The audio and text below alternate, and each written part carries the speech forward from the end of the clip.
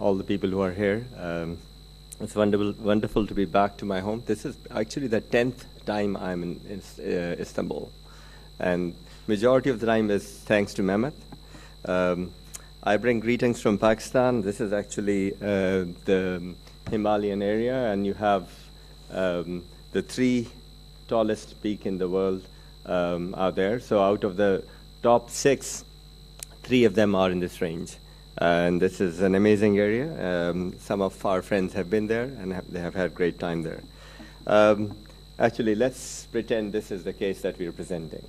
So this is a 50-year-old who's presenting with 6 weeks history of neck pain and brachialgia, right-sided, no myelopathy, and the patient has had 6 weeks of physiotherapy, medicine, a little bit of acupuncture with no help.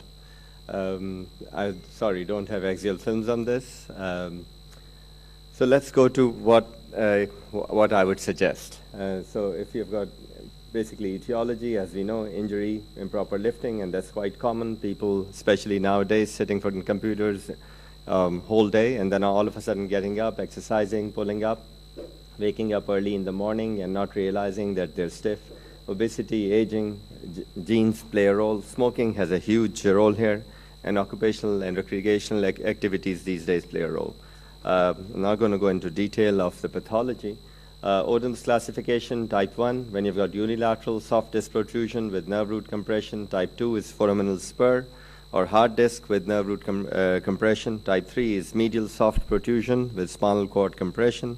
And type 4 is transverse ridge or cervical spondylosis with the cord compression. So indication of surgery in those patients is progressive myelopathy, persistent worsening of radiculopathy, and we talk about 6 to 8 to 12 weeks depending on the patient's age. Many people have many different criteria for this, and all of them work as long as you're patient and you know that you can do the best possible for them.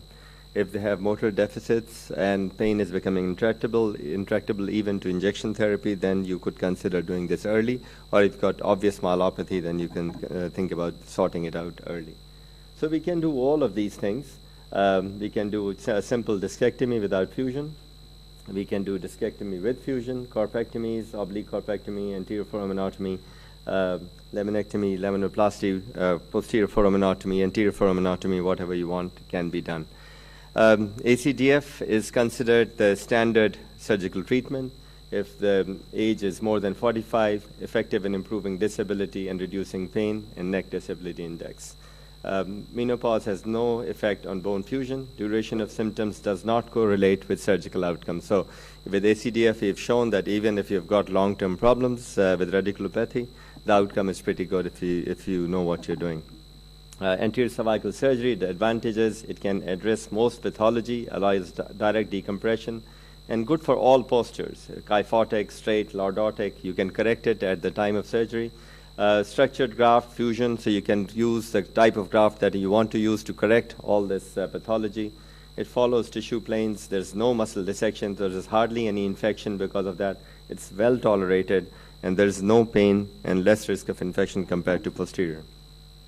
Anterior and posterior complications are listed here. Recurrent laryngeal nerve, quite common, and C5 palsy seen in a couple of % of these patients. Not going to go into detail.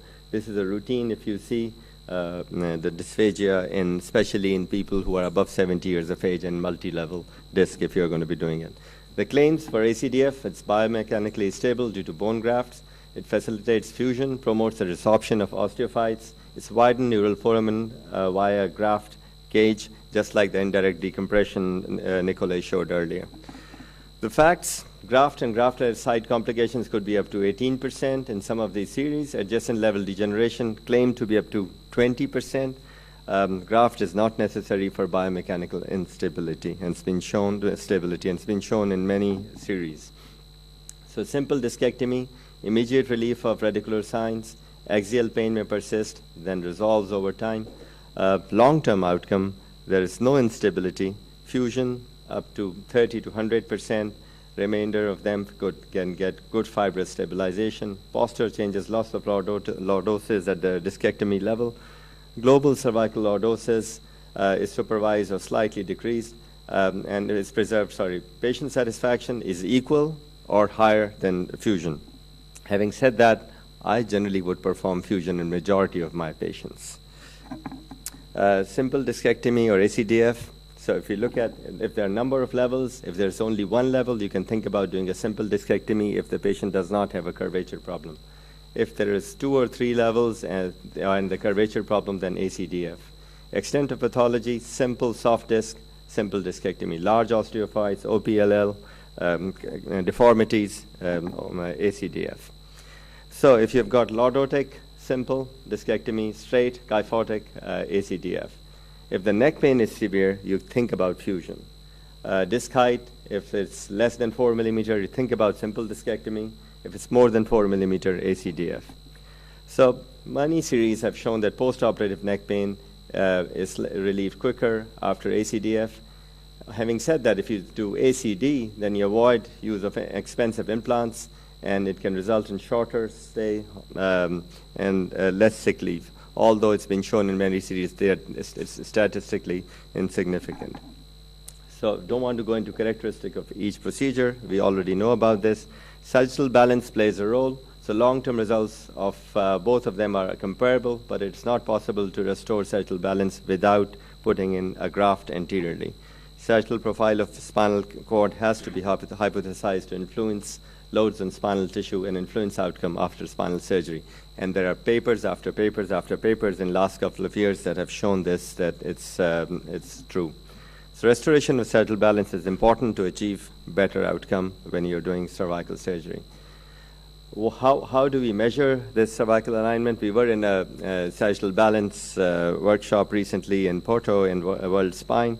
And so Cobb method, C1 or C2 to C7, Harrison posterior angle method, Jackson physiological stress lines. And recently, the most important 3 parameters which have been shown to be relevant are C7 or T1 slope with average of 20 degrees and less than 40 to be normal. Sagittal vertical axis not less than 40 degrees, average of 20, and spinocranial angle at 83 degrees, which is supposed to be normal. So if you're looking at Cobb, we know how Cobb works. So basically, you're looking at 2 lines and join an angle. Jackson method is basically taking a line along the line of C7 and then joining it with C2 body posterior line. Whereas the angle between the horizontal line and the upper end of T1 tells us about the T1 slope. And if you look at sagittal vertical axis, the distance between the plumb line of C2 and the dense tip, so both 2 lines and the angle between, the distance between them is basically what we're measuring. Fusion-related adjacent segment disease, that we claim that fusion may be the cause of adjacent segment disease, so that it depends on the lordosis or non-lordotic types. Biomechanical studies show that C4, 5, C5, 6, and C6, 7 segments are the most mobile, the most frequent to have the radiological findings of herniated disc. And this hypermobility above the fusion combined with increased intradiscal pressure in the unfused disc could lead to disc adjacent segment disease. So does adjacent segment disease really exist? Multiple studies and literature reviews that there is a cumulative 3% increase in radiological disease and 1.9% in clinical disease yearly. In the presence of radiological adjacent segment disease, less than 50% of the patients will be symptomatic. So literature focuses on the progressive symptomatic nature of the disease. So it's not what you did, it's probably how it was done, and secondly, the progression of the disease itself. So this is a study that Joachim Morotel's group and myself, they're spelling my name wrong there. Joachim, what's happening there? Smith-Robinson procedure with autologous allograft for degenerative cervical disc, a 28-year-old follow-up of 95 patients. And we concluded we have half patients with just the graft and half with the plate with the graft. And that adjacent segment disease overall was up to 12% after 25 years in this 28-year-old follow-up. So huge, big follow-up with only 12% adjacent segment disease. It remains unclear where plating is truly benefit. Would it work? Does it really require? We don't know for sure, but there are studies that saying that plate would help.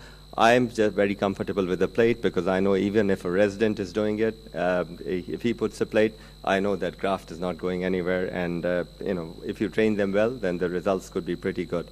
So plating may allow for less graft collapse and segmental kyphosis as the graft heals. Because the superiority of any fusion has never been proven, it has been suggested that fusion might not be necessary at all. Not going to go into arthroplasty. That will be discussed later. So degenerative cases, anterior procedure, time-honored gold standard ACDF. It could be as good as ACDF, simple discectomy, maybe in a single level with no deformity. We talked about the promising alternative that the TDR could be, but I'm not sure. I've stopped using that. Then anterior foraminotomy and posterior foraminotomy could be an option. You guys are all obviously welcome to Middle Eastern Spine Society Congress, the 5th one, from April 2 to 4th next year in Delhi. Thank you. Thank you. Let's get the questions.